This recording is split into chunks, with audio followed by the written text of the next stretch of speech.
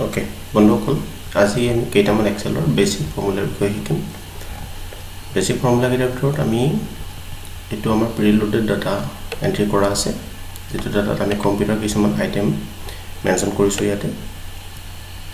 লগতে এই আইটেম কেইটাৰ প্ৰাইস আৰু লগতে কিমান কেইটা কোৱান্টিটি আছে সো আমি ফাৰ্স্ট ইয়াতে এমাউন্টটো সেট কৰিম যে against the price or against the quantity total quantity কিমানটা আৰু price হৈ কেনে total amount কিমান হয় stock or item এটো ক্যালকুলেট কৰিম সো তাৰ কাৰণে আমি সিম্পল ফৰ্মুলা ইউজ কৰিম ফৰ্মুলাত আমি ইকুৱেল সিম্বল আগত দিম তাৰ পিছত আহিব আমাৰ সেল যেটো সেল কলম আৰু ৰৰ যেটো এক্সাক্ট ভ্যালু হয় সো 150 টো আছে আমাৰ C2 কলম C2 is the row number and C is the column number so এটোত আমি মাল্টিপ্লাই কৰি quantity so quantity ৰে যেটো মাল্টিপ্লাই কৰো ইয়াৰ ভ্যালুটো আমি পাই যাম so total value 750 so 150 into 5 equal to 750 so same formula আমি গোটেইটা সেলতে এপ্লাই কৰিম কিন্তু গোটেইটা সেলত এপ্লাই কৰাৰ কাৰণে আমি ইন্ডিভিজুৱেল ফৰ্মুলা ইউজ কৰিব নালাগে তাৰ কাৰণে আমি যেটো ফৰ্মুলা ইয়াতে এপ্লাই কৰিছো সেই আমি ভ্যালুটোকে সিম্পলি কপি কৰিম কপি কৰি আমি গোটেই সেলটো সিলেক্ট কৰি কেনে তাত আমি পেস্ট কৰি দিম সো আমি ইয়াৰ এক্সাক্ট ভ্যালুটো আমি পাই গলো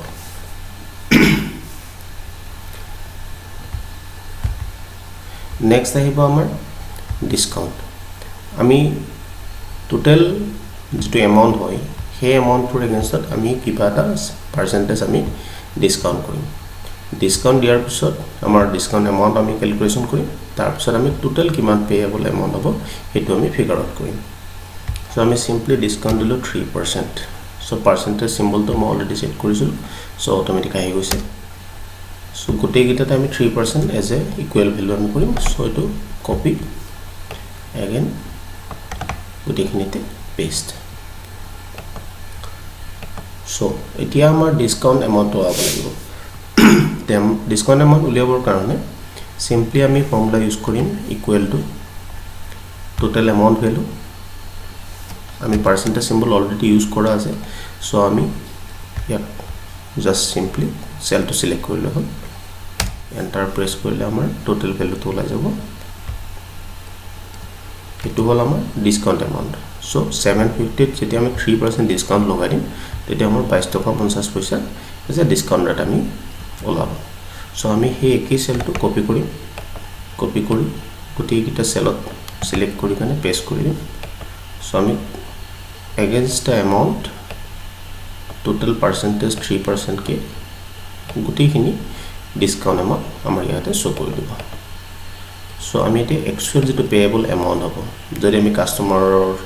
hisabe jao kinba ta market tate 3% eta discount ase total value jodi amar 750 lagi ase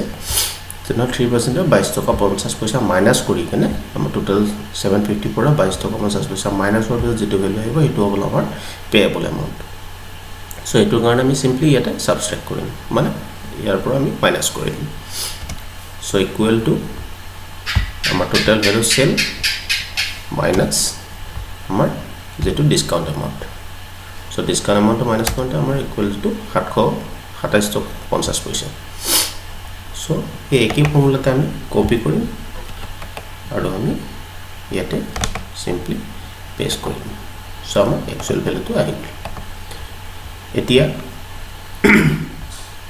যদি আমি ভাবো যে ইয়াৰ টোটাল এমাউন্ট কিমান হয় হেতু আমি ক্যালকুলেশন কৰিম তাৰ কাৰণে আমি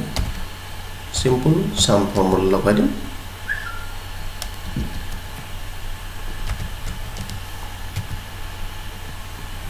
ইকুৱেল টু সাম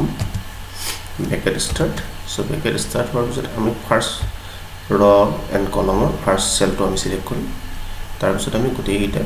shift আৰু ডাউন এৰো কৰি কেনে আমি সিলেক্ট কৰিব পাৰো কিবোৰ্ডৰ সহায়ত নহলে মাউসৰ সহায়ত আমি গোটেইখিনি সিলেক্ট কৰি লব পাৰো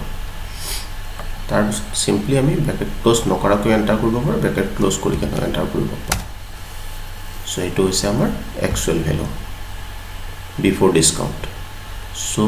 টোটাল ডিসকাউন্ট এমাউন্ট হ'ব সেম একেই ফৰ্মুলা ইউজ কৰিম আমি ইকুৱেল টু সাম সেল গোটেইটা সিলেক্ট কৰি ললো সিম্পলি এন্টাৰ সো এটো আমি অলরেডি মাইনাস সাবট্রাক্ট ফর্মুলা ইয়াত লাগি আছে সো এটো ফর্মুলা অটোমেটিক এটা টোটাল ভ্যালু তো আমাৰ যেটো পেয়েবল ভ্যালু হয় এটো আমাক শো কৰি দিছে সো ইমানখিনি এটো সাধাৰণ সাবট্ৰাক্ট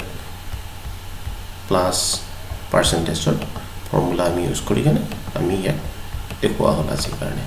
সো আজিলৈ ইমানে ধন্যবাদ